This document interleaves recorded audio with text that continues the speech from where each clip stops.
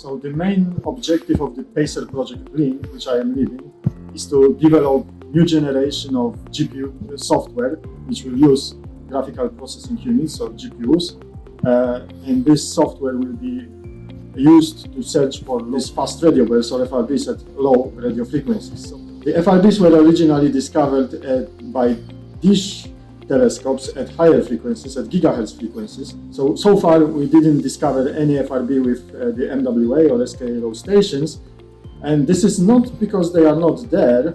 It's just that FRB searches at these low frequencies are very computationally expensive, and therefore we need this super efficient GPU-based software, which PaCER project helped us to develop. Once we develop this software, we will be able to run it on a large amounts of data. There is many petabytes of MWA data in the Pawsey archive, and we would like to analyze this data and find these FRBs in this data, and possibly even in the future apply the same software to look for FRBs in the data from the SKA-low.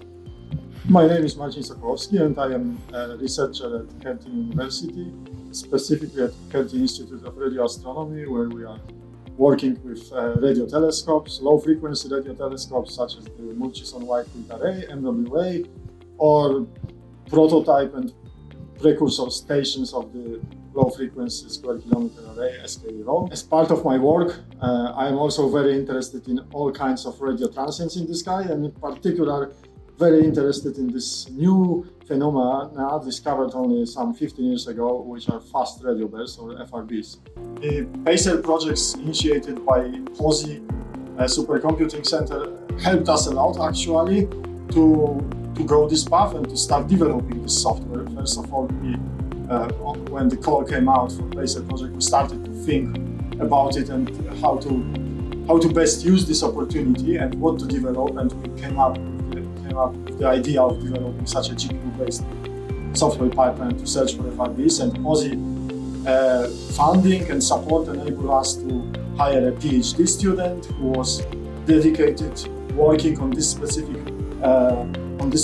project, and also they provided support of Pawsey staff, Christian and Pietrantonio, and this allowed us to basically kick off, start developing this software, and now it's kind of getting to relatively mature state where we will be able to run it on real MWA high-time resolution data and image this data and look for FRBs. Also, through this organized hackathons, sprints and workshops, we have access to experts like Joe and others to learn how to optimally use GPUs and more specifically AMD GPUs. So yeah, I mean, without Pawsey and Pawsey support, basically this project wouldn't kick off and wouldn't happen. I can say that it will be first pipeline running fully on GPU for data from low-frequency telescopes such as the MWA.